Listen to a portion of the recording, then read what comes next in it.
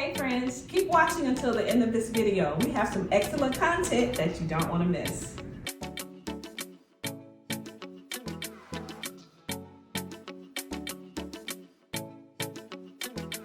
I've had quite a number of you contacting me saying that you love the voiceover videos, but you wanted to know when I was going to come back on camera. Well, let me respond to that in 2 easy ways.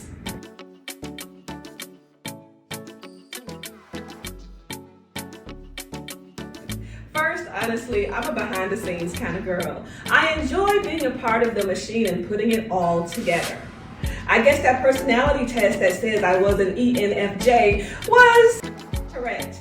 I like to bring the pieces in and make the vision a reality. So if I had my way, I'd continue to make those voiceover personal finance videos. The second reason why I haven't been on camera is because just like a lot of us, life happened. I had a major surgery last year, and in the latter part of last year, my eldest son transitioned into eternity to be with our Lord and Savior, Jesus Christ. Our friends and family and the TheGGPLife have been on quite a journey over the past few months, but God has been faithful, and He's bringing all of us through. But you know what really surprised me is that my viewers have been checking in, asking me, where are you? Are you gonna come back on camera? We love your content, but we wanna see your face. These guys sent me emails, slid into my DMs, saying that they missed me, and it was quite refreshing because sometimes I feel like nobody's listening. So I wanna say thank you to Honey Mojo, Miss Sunshine, Tessie, Derwin the Dunn, Laura, Sunny, XC Beats, Che, George, Nigel Bell, Super Chuco, Eddie is your daddy, and Tico's Way. Thank you all for reaching out and giving us hope. I created the TheGGPLife because I saw a need for financial literacy in my community, but still, I thought this valuable information wasn't reaching anyone. So thank y'all for letting me know that you are out there. I'm going to continue to share what I know and what I learned, and I hope that it empowers you along your personal finance journey.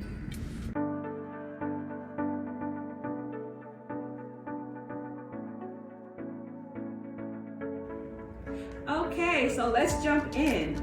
But before I introduce our special guest, let's refresh our memory on why we are actually here today by answering the following questions. What is financial literacy and why do I need it?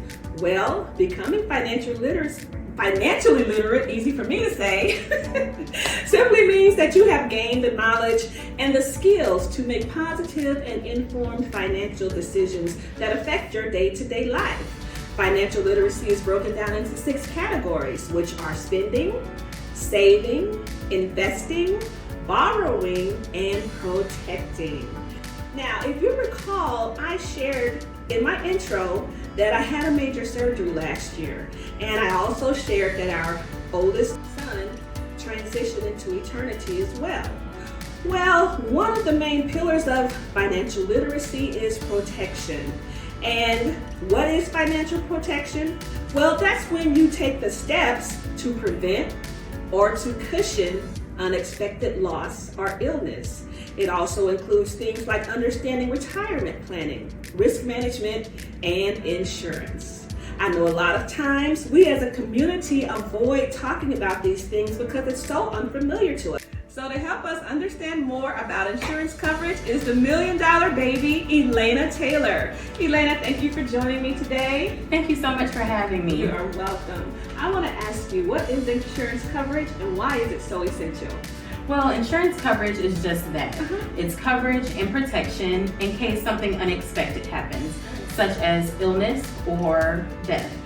And you get insurance on things you care about in the event that something unexpected happens.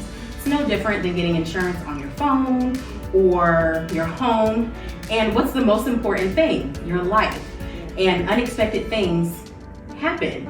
So that is why it's so essential to have this type of coverage. So what coverage do you recommend and why? I honestly recommend full coverage.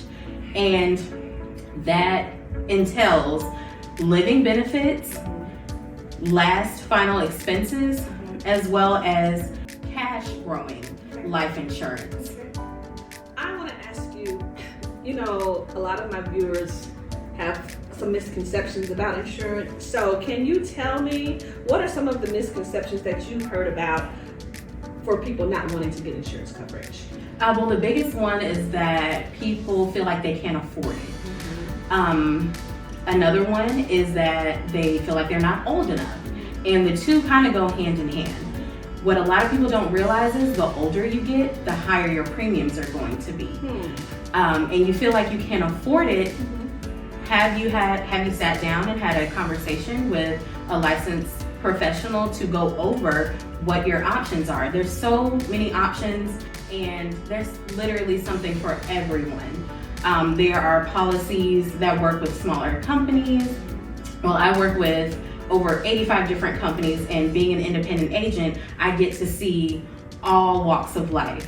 So it can't be further from the truth. Another thing is that people feel like they don't need it because they're healthy. Well, that's the thing. It's unexpected. You could be healthy one minute and then not the next. If you are diagnosed with something that is terminal, now you cut out a lot of your options. Wow.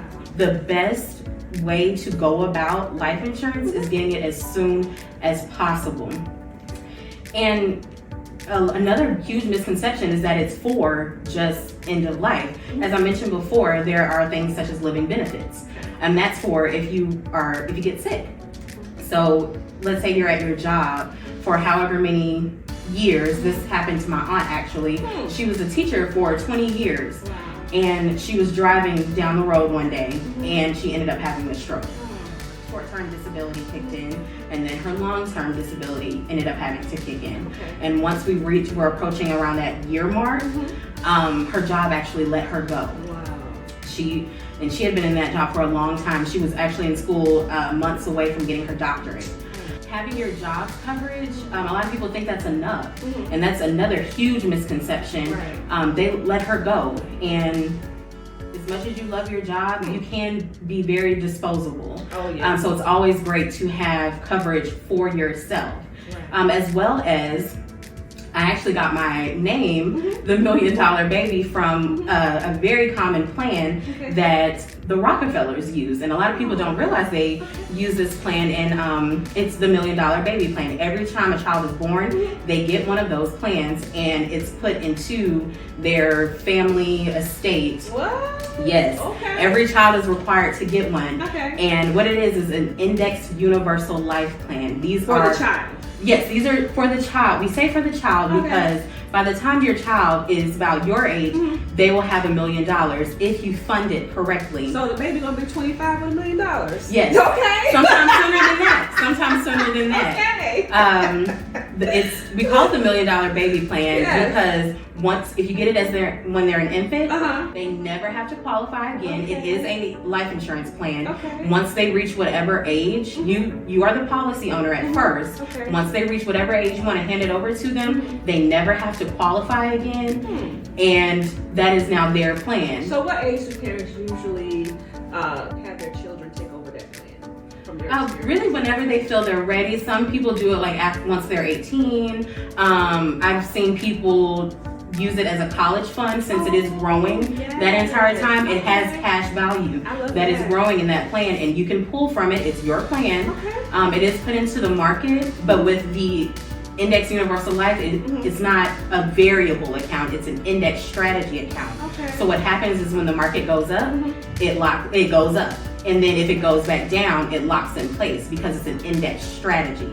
So over the years, it's constantly growing whenever the market goes up. So that's wonderful because, we're all afraid of this Bitcoin right now. And this cryptocurrency. Yes. Hold on to their pearls, child. Yes. Okay, look. I would like to know, I saw this thing on TV that said it would quote me an insurance based on my algorithm. Do you recommend that? I definitely recommend sitting down with someone who is licensed specifically in this field. You can input some numbers in the computer, but it's not really personal to who you are. Also, what a lot of people think is that retirement is an age. It's actually a number. It is your financial independence number, as a matter of fact. And what I do is I look at 4 different things. I look at your debt, I look at your income, What are you living off of now, and what do you need to live off of once you retire? Or in the event that you're the breadwinner in your family, your family now needs something to replace that income. Your mortgage payments, if you have a home that you're still paying off, and your expenses. What do you want to spend, or what do you want to live off of for the next 20 to 30 years if we're looking at retirement, or how long do you want your family to be taken care of in your absence? Wow.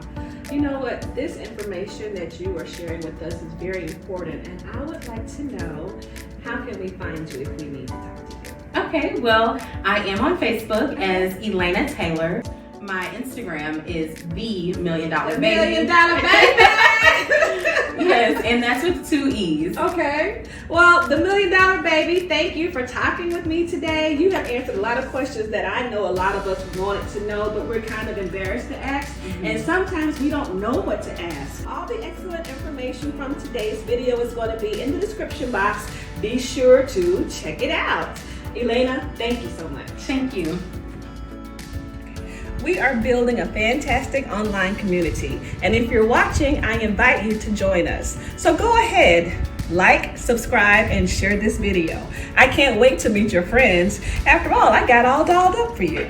Thank you for watching, and I'll see you back here real soon.